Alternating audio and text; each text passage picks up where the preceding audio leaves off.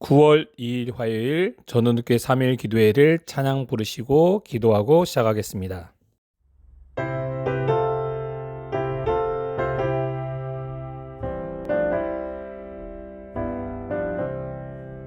예수 앞에 나오면 모든 죄 사하고 주의 품에 안기어 편히 쉬겠네.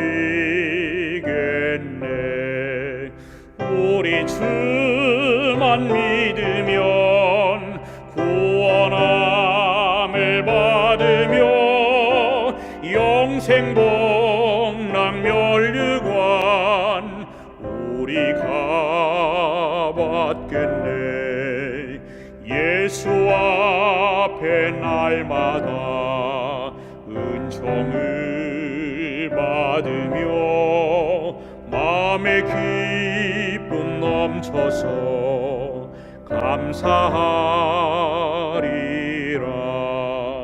우리 주만 믿으면 구원함을 받으며 영생 복락 멸류관 우리가 받겠네. 예수 앞에 설 때에 흰 옷을 입으며 밝고 빛난 집에서 같이 살리라. 우리 주만 믿으면 구원함을 받으며 영생 복락 멸류관 우리가 받겠네.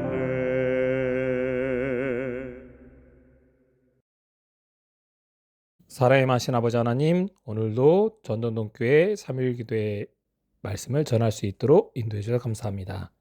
오늘 말씀을 통하여 성도님들 모두 은혜로운 시간 될 수 있도록 하나님의 은혜가 함께하여 주시기를 사랑 많으신 예수 그리스도 이름으로 간절히 기도합니다. 9월 2일 화요일 전도동교회 3일 기도에 오신 여러분들을 환영합니다. 오늘은 씨 뿌리는 비유를 통해 배우는 다양한 교훈이라는 제목으로 함께 은혜를 나누고자 합니다.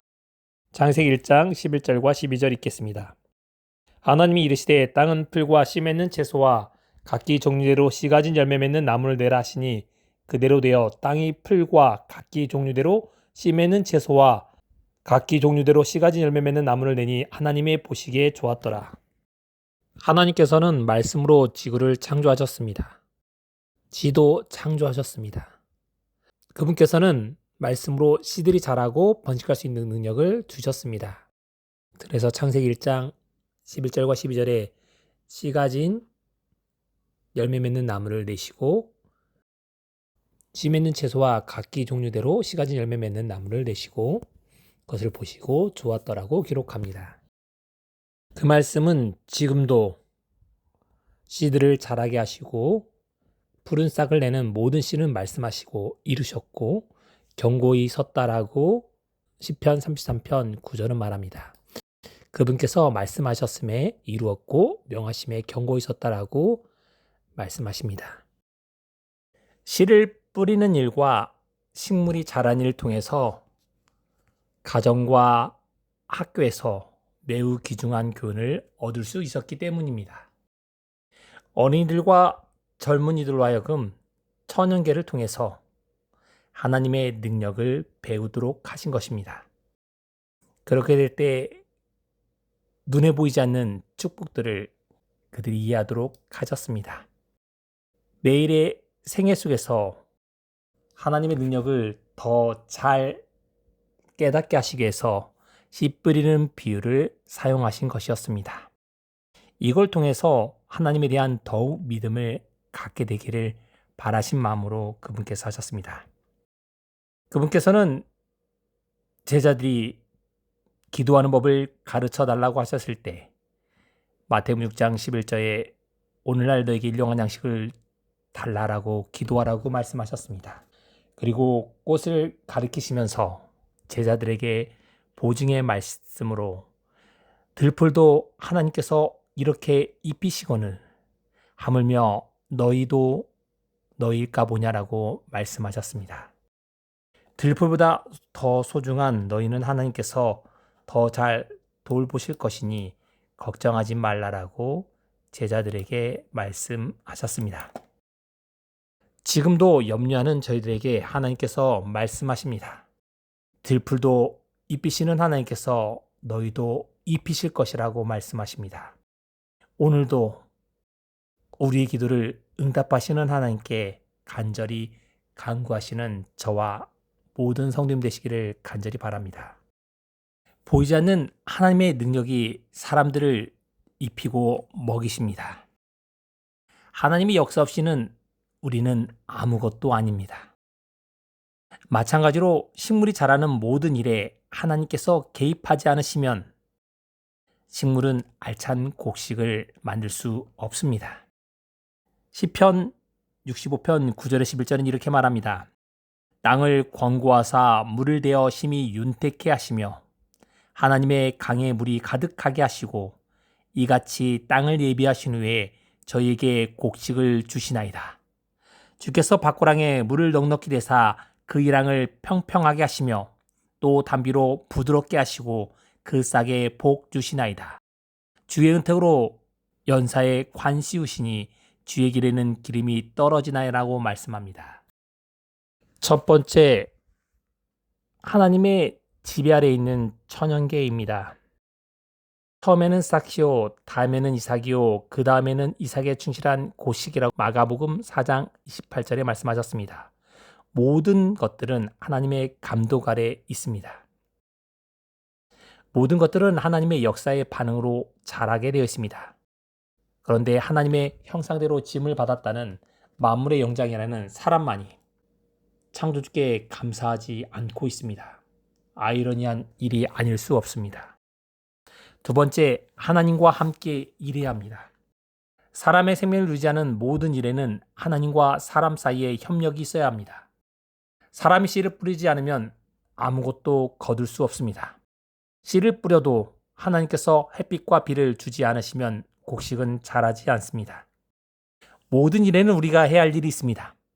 또한 하나님의 능력이 우리와 함께하지 않으면 모든 일은 실패하게 되어 있습니다. 모든 일은 하나님과의 협력함을 이루어졌음을 잊지 말게 되기를 간절히 바랍니다. 우리는 모든 일에서 하나님을 의지해야 합니다. 고린도 3장 9절은 우리는 하나님의 동역자들이요 너희는 하나님의 밭이요 하나님의 집이라고 말합니다. 우리는 하나님의 동역자들입니다. 사람이 하는 역할이 미약하지만 그가 그리스도와 연결된다면 그는 그리스도께서 주시는 무한한 능력을 통하여 모든 것을 할 수 있게 될 것입니다. 세 번째, 어린이들의 교육을 위해서 비유로 말씀하셨습니다. 처음에는 싹이요, 다음에는 이삭이요, 그 다음에는 이삭에 충실한 곡식이라고. 이 식물이 점점 자라는 모습을 통해 교육하신 것입니다. 예수님도 자라시면서 점점 하나님 은혜가 그에 있었고 예수는 그지의 키가 자라가며 하나님과 사람에게 사랑스러워 가셨다고 말씀합니다. 부모의 할 일은 청소년들의 성벽을 잘 지도하여 주고 각 단계에 마치 밭의 곡식에 사는 것처럼 각 시기에 적절한 자연미를 자연스럽게 나타내도록 힘써줘야 합니다. 그들의 용모는 허영심을 기르지 않도록 해야 된다고 말합니다. 유년 시기는 싹새에 해당합니다.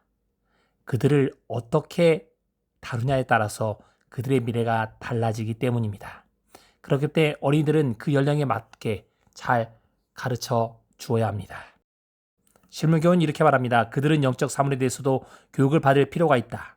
부모들은 자녀들이 그리스도의 품성에 같은 품성을 조성할 수 있도록 그들에게 온갖 편의를 마련해 주어야 된다고 말씀합니다. 네 번째, 종류대로 거두기 위해서 비유로 말씀하셨습니다. 원인에는 반드시 결과가 있습니다. 무엇을 심었느냐 따라서 달라지기 때문입니다.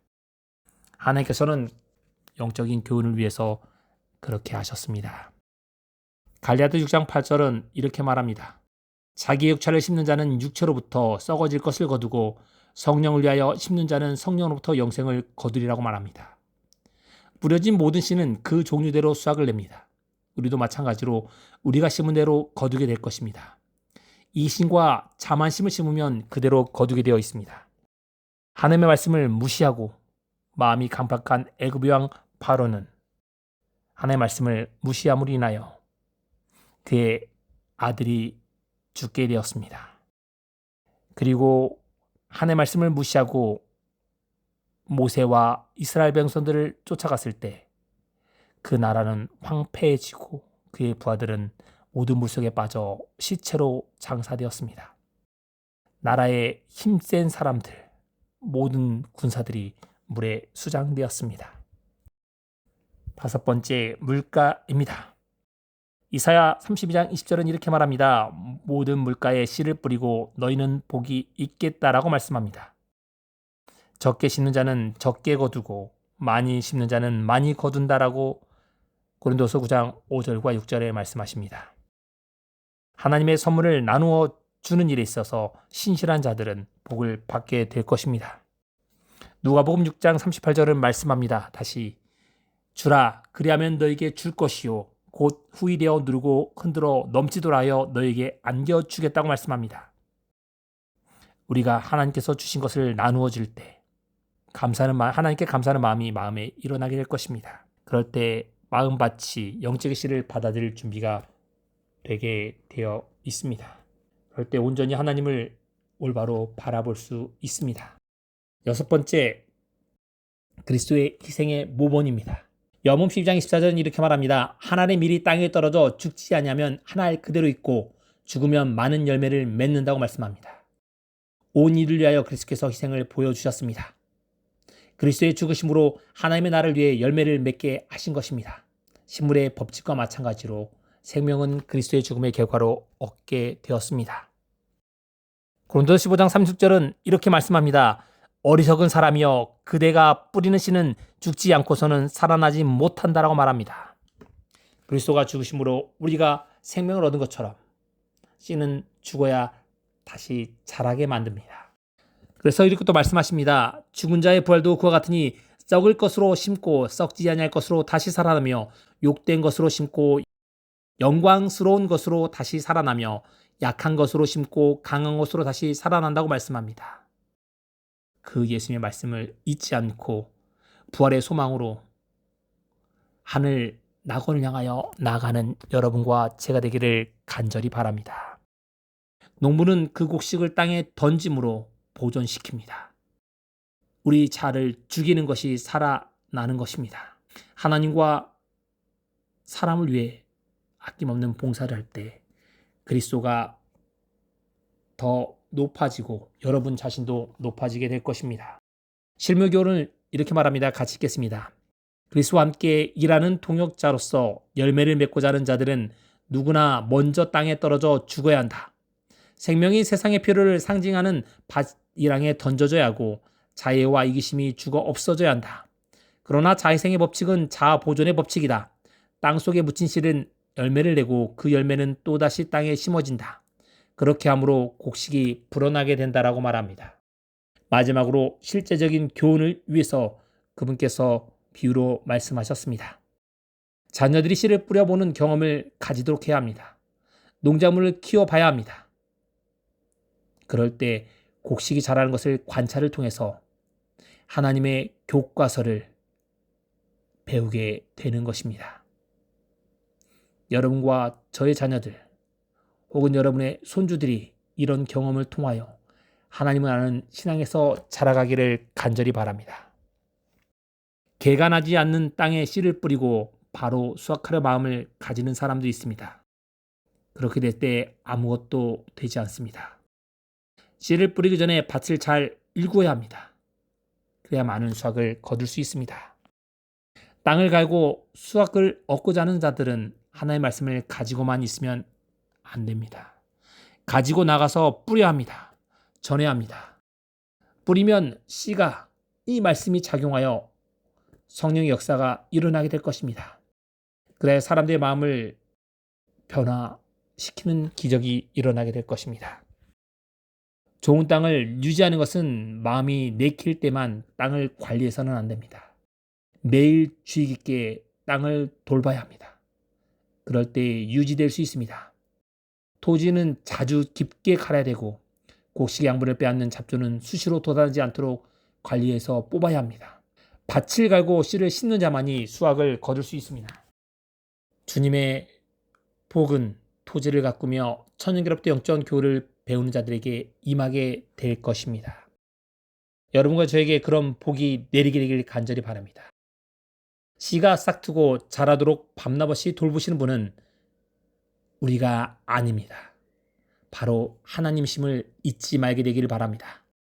지금도 여전히 하나님의 보호와 관심 속에서 우리와 우리의 자녀들과 손주들이 보호되고 있음을 잊지 말고 하나님께 감사하는 마음으로 씨를 뿌린 일에 최선을 다하시는 여러분과 제가 되길 간절히 바랍니다. 씨가 싹트고 자라게 하시는 그분이 우리 곁에 계심을 감사하며 오늘도 하나님께 충실하시는 모든 분들이 되시길 바라면서 말씀을 마치겠습니다. 3일 기도의 기도 제목을 말씀드리겠습니다. 첫 번째, 오늘의 말씀이 내 삶에 적용되도록 기도해 주시기 바랍니다. 두 번째, 교회 환자들 위해 기도해 주십시오. 이숙자 윤남순 성도님의 무릎 회복을 위해서, 이명자 주지원 장님의 건강을 위해서, 주계훈 장님의 다리의 힘을 위해서, 그리고 모든 성도님의 건강을 위해서 함께 기도해 주십시오. 세 번째, 전도동교회 전교인 그리스 패스파인더 활동을 위해서 함께 기도해 주시기 바랍니다. 이번 주 활동은 강화도 해바라기 공원입니다. 우리가 좋은 날씨를 주라고 달라고 기도해 주시기 바랍니다. 무더위와 또 주말에 비가 예정되어 있습니다. 그 비 속에서 아무 피 없도록 기도해 주시기 바랍니다. 마지막으로 개인의 기도 제목으로 음악이 마칠 때까지 기도하고 마치겠습니다.